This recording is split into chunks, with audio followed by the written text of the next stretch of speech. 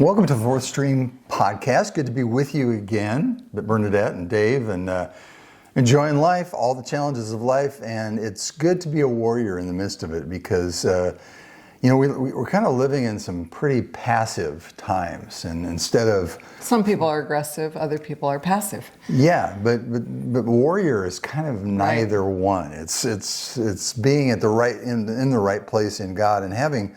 What we're going to discuss today is warrior anger. And if you've got any questions for us, you can reach us at the number 4 at fourthstream.com, where we can talk about any of these subjects. We're about 2/3 of the way through our warrior series of podcasts here. So we're just really glad to have you along and appreciate the feedback that we're getting from you.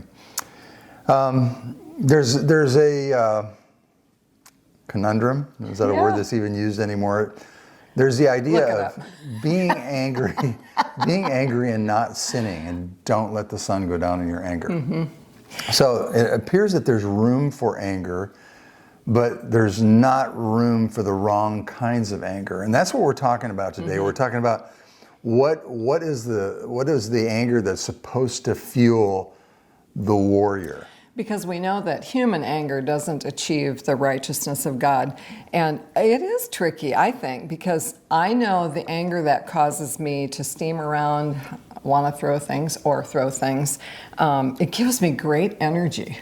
Yes. You know, you just feel like, I'm going to kick some butt. Yeah. But I'm pretty sure that's not righteous anger. I'm pretty sure that's my human anger, because usually it makes me want to get back at something or somebody. We talked about this a little bit before, but in Exodus it discusses the fact that, in fact, God says it, I'm a warrior.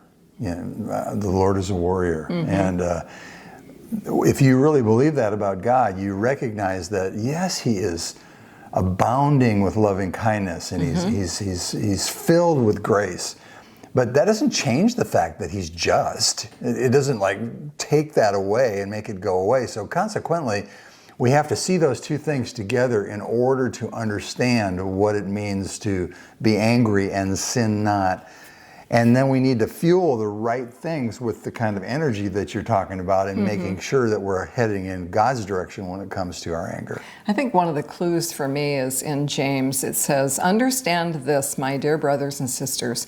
You must all be quick to listen, slow to speak, and slow to get angry." And if I'm quick to speak, if I'm slow to listen, those are all clues that it's not, that it's my own anger, I think. Those are my clues. I don't know what yours are, but... Yeah, well, I get a big kick out of Jesus, with regard to angry.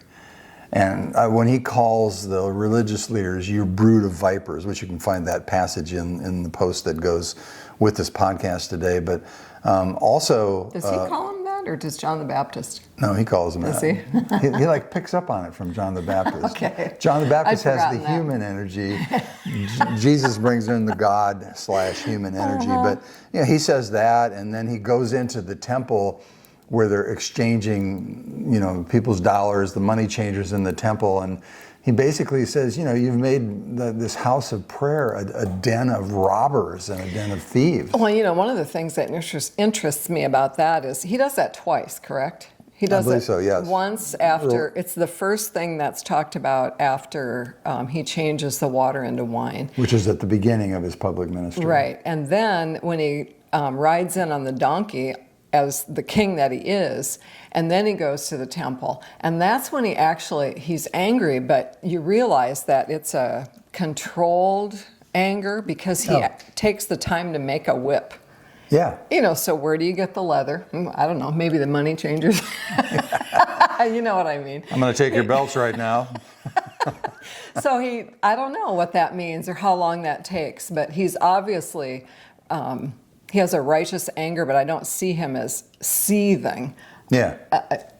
I don't know. I don't know what it looks like, but I just imagine it doesn't look like how I feel when I'm seething. And I don't want to diminish it either, because I think 11 times, I think this is also in the post, 11 times Jesus talks about, or excuse me, God in the so-called Old Testament talks about the fact that His anger burns. Mm-hmm. His anger burns. So there's it's not a passive kind of thing. It's not like, So it's not like it's not fired. Jesus came along and now all of that's gone. It's covered, which is incredibly important, but it's not gone. The justice of God continues and remains for humanity. So when we get into this with this kind of anger, it also gives us a chance to have roots of bitterness. Yes, yeah. And I think that's the big warning that's in the book of Hebrews, in the book of James. The idea is that if you are angry, but don't sin in your anger. So you can, like I can be angry about abortion.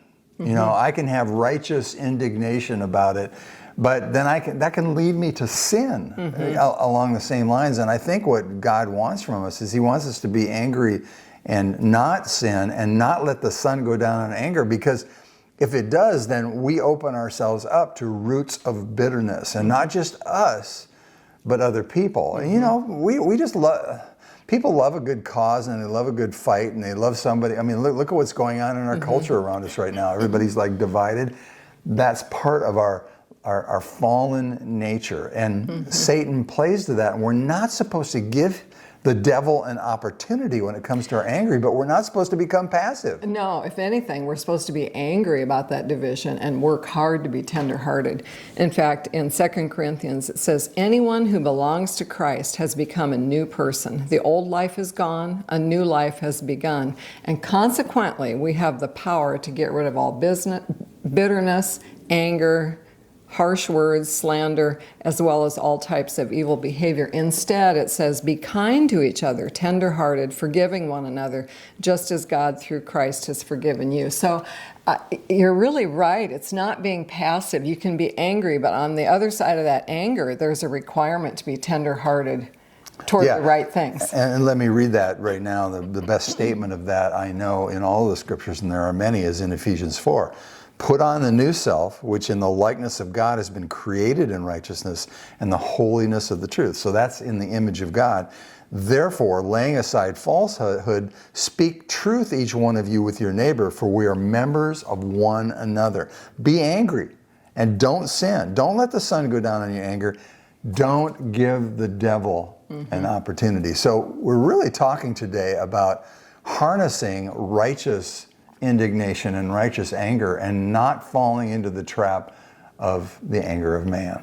And I believe that nighttime when we're sleeping is God protects us, but it's also a time when the evil one tries to slither in there.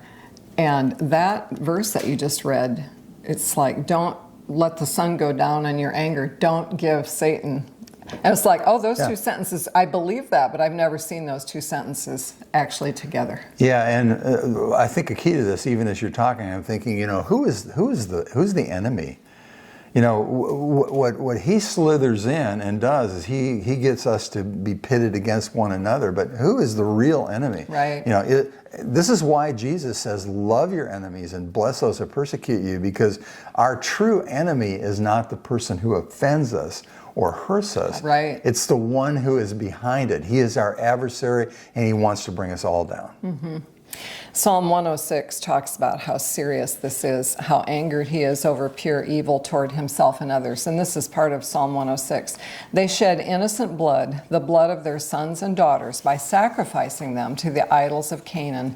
They polluted the land with murder, and they defiled themselves by their evil deeds, and their love of idols was adultery in the Lord's sight. And these two verses, that is why the Lord's anger burned against his people, and he abhorred his own special possession. He handed them over to pagan nations, and they were ruled by those who hated them.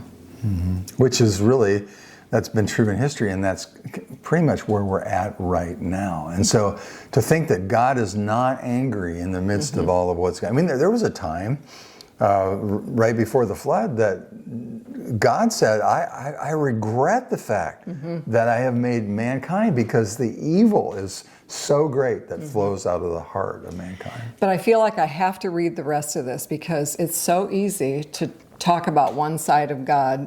I just think that we tend toward one. Fire Some and people brimstone. really tend toward the justice, and other people tend toward the mercy. But those kiss. They have to in come Jesus, together. they embrace.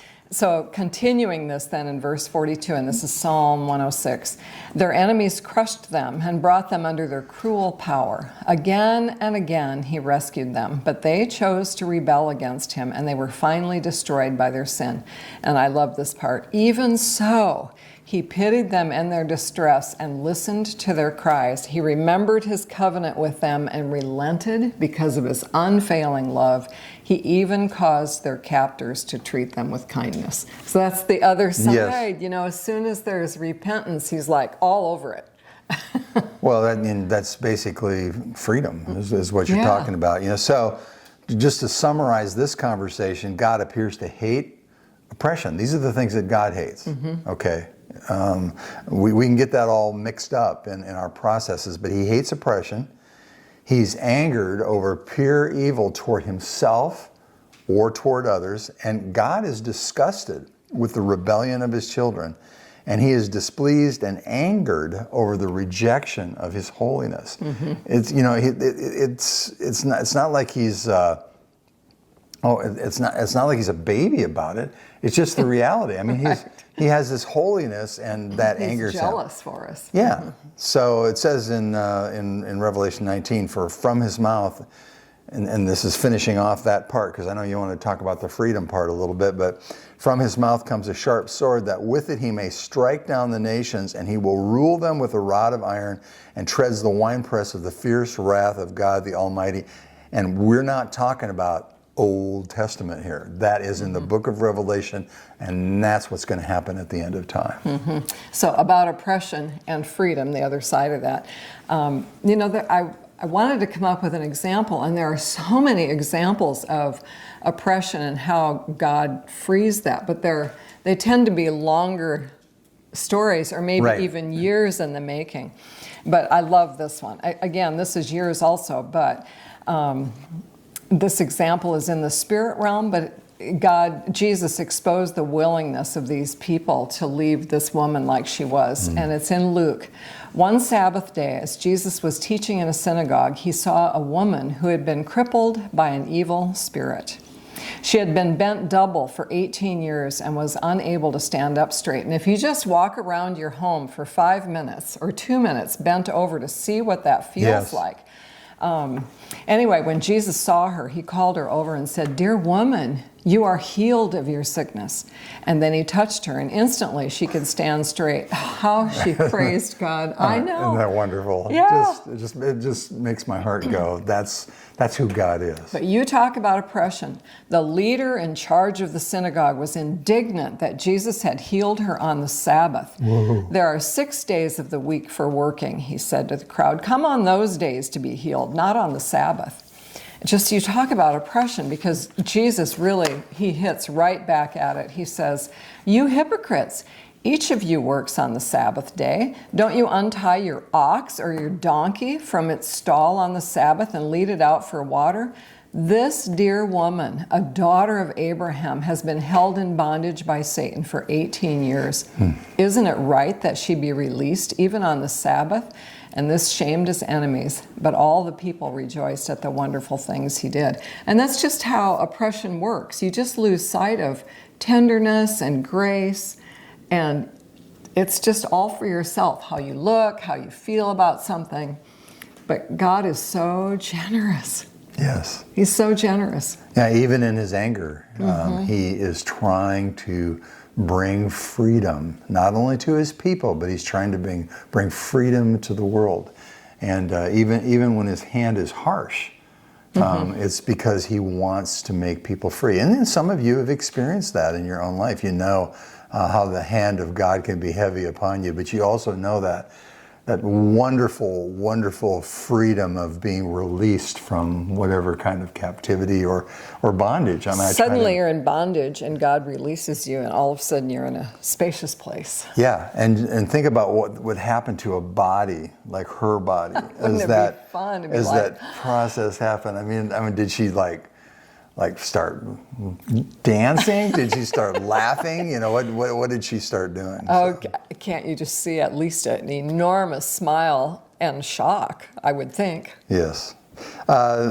kind of summarize this today, and thanks for sharing that story. That's a the miracles are just, we don't have a lot of Jesus's miracles comparatively recorded for us. We've got about 40 of them, but he did apparently thousands of miracles, and so every time we are allowed to connect with one of these beautiful stories of deliverance by this warrior.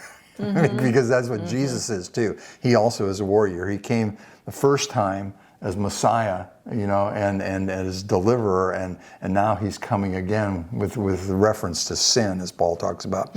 But and kind of end things with this in Zephaniah 2: seek the Lord. And so this is for us, and it's for the people behind us, and for the people ahead of us. Seek the Lord, all you humble of the earth, who have carried out the revealed truth of his heart. You've seen the heart.